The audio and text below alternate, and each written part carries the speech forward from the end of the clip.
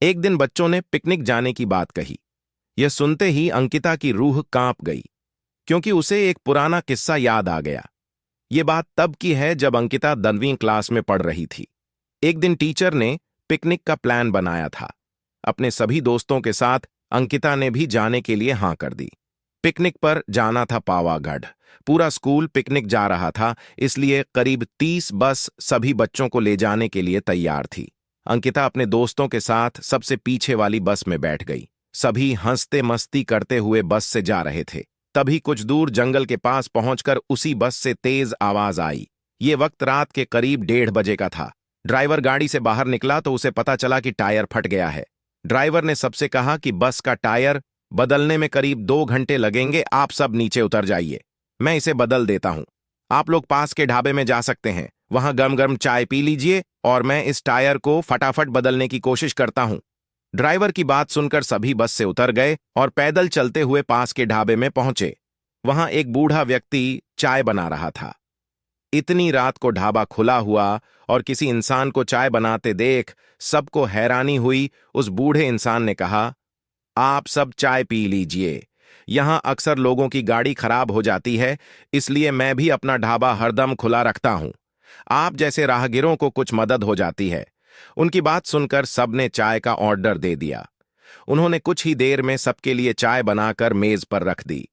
चाय पीते हुए अंकिता की आंखें एकदम ढाबे की छत की तरफ गईं। वहां अंकिता ने एक औरत को सफेद रंग की साड़ी में खुले बाल लहराते हुए देखा। कुछ देर बाद वो जोर जोर से हंसने लगी।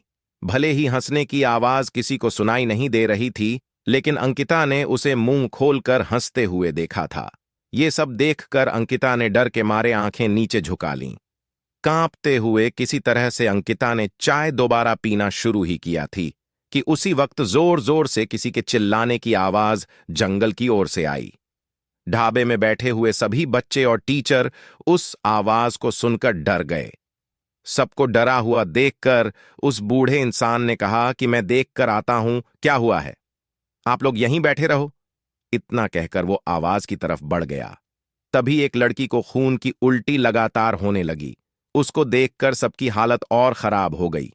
उसी समय एक टीचर ने कहा कि तुम सब आग जलाओ और उसके बगल में बैठ जाओ।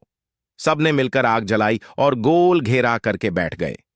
टीचर ने सख्त लहजे में सबसे कह दिया कि अकेले कोई कहीं नहीं जाएगा।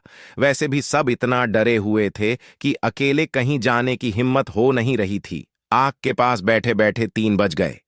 तब कहीं जाकर वो बूढ़ा इंसान जंगल से लौट कर आया।